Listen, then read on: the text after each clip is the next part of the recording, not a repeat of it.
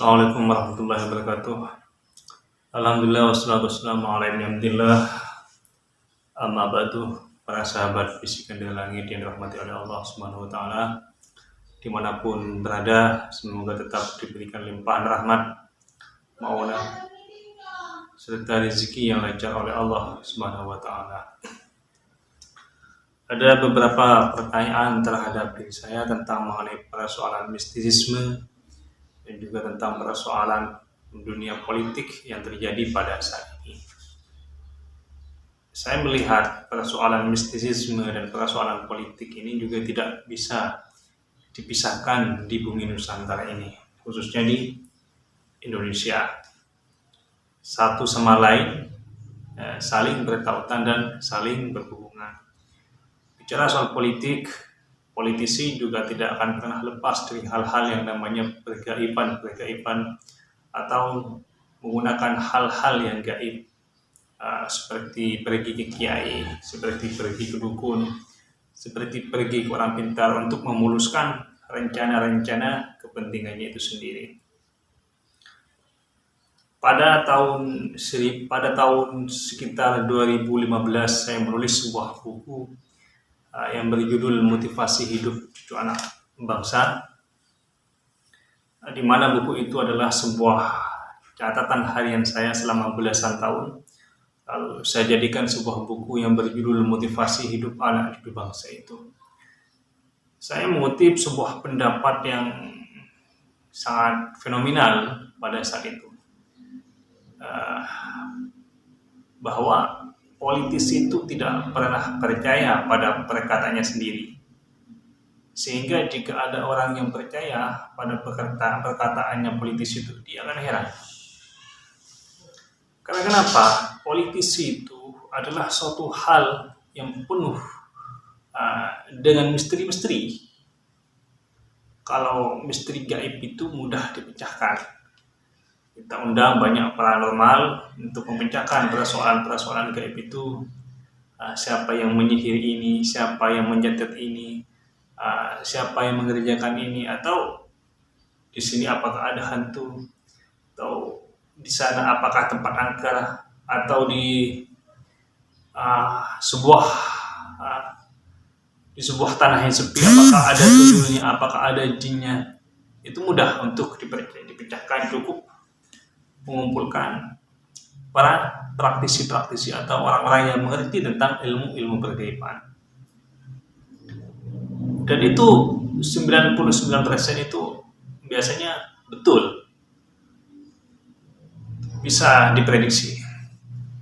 Tapi politik itu tidak seperti itu. Berapa banyak pengamat yang ada di negeri ini, pengamat dari komunitas ini, pengamat dari lembaga ini, tapi 99% itu kebanyakan amatannya itu meleset. Kalau kita melihat pada tahun 2019, siapa yang menyangka itu bahwa Ki Haji Ma'ruf Amin dan Salahuddin Sandiaga Uno itu bisa menjadi cawapres pada tahun 2019. Itu di luar semuanya, di luar analisa para pengamat yang ada di negeri ini. Gak nyangka itu. Pengamat itu mengatakan bahwa si A akan jadi cawapres Prabowo, bahwa si B akan menjadi cawapres Jokowi pada tahun 2019. Itu tidak ada satu pengamat pun yang benar tentang pengamatannya itu. Meleset semua pengamat, semua penganalisa itu meleset. Dan pada tahun 2024 ini juga bahkan para pengamat sampai saat ini kan banyak yang mengamati bahwa calonnya akan jadi calon wakil presiden ini calon wakil presiden kubu B ini adalah ini. Tapi sampai saat ini kan belum ada titik temu atau titik kevalidan. Sehingga politik itu menjadi sebuah hal, suatu bentuk yang sangat sulit dipecahkan daripada memecahkan hal-hal yang masih misteri di hal-hal pergaiban. Saya ingat bagaimana Genghis Khan atau orang-orang bangsa Mongol itu, kalau kita baca dalam sejarah, bagaimana dia menghancurkan tembok Cina yang sangat kuat pada waktu itu. Dia tidak disangka bagaimana Genghis Khan itu mampu menghancurkan tembok yang begitu gagah perkasanya. Karena sudah ada unsur damai antara Raja Cina dan Raja Mongol pada saat itu. Tapi apa yang diminta Genghis Khan? Dia hanya minta kucing. Lalu diberilah kucing. Lalu kucing itulah dikalungi oleh sebuah api. Lalu disuruh pergi untuk menghancurkan benteng tembok raksasa Cina itu, sehingga pada saat itu Cina itu hancur. Inilah sebagian dari misteri-misteri politik yang sulit dipecahkan, baik dari mulai zaman dahulu sampai zaman saat ini. Kita lihat misalkan Perang Badar. Perang Badar itu hanya 313 umat muslim dan 1000 orang kafir Quraisy pada saat itu. 313 dan 1000 orang kafir Quraisy. Tapi apa yang terjadi? Nabi Muhammad SAW pada saat itu telah mematangkan strategi yang sudah matang, sehingga para sahabat Ansor dan sahabat Muhajirin betul-betul menguasai medan pertempuran pada saat itu dan ikut satu instruksi, yaitu dari Nabi Muhammad SAW, atau ikuti garis instruktif atau koordinatif pada saat itu. Apa hasilnya? Ternyata umat muslim menang di awal-awal perang itu, atau dinamakan Perang Badar, yang orang Kristen pada saat itu berjumlah 1000 orang dan umat muslim hanya berjumlah 313. Tapi ketika di Perang Uhud, umat muslim kalah dalam strategi. Umat muslim kalah dalam strategi yang awal-awal menang, tapi pada peperangan terakhir itu karena umat muslim tergiur dengan harta ghanimah yang ditinggalkan oleh kafir Quraisy, hingga mereka turun dari gunung untuk mengambil harta ghanimah tersebut. Sehingga apa?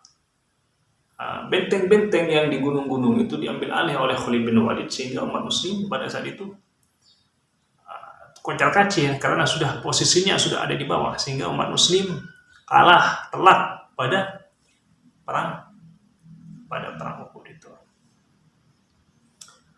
Para sahabat bisikan dari langit yang dirahmati oleh Allah Subhanahu wa taala.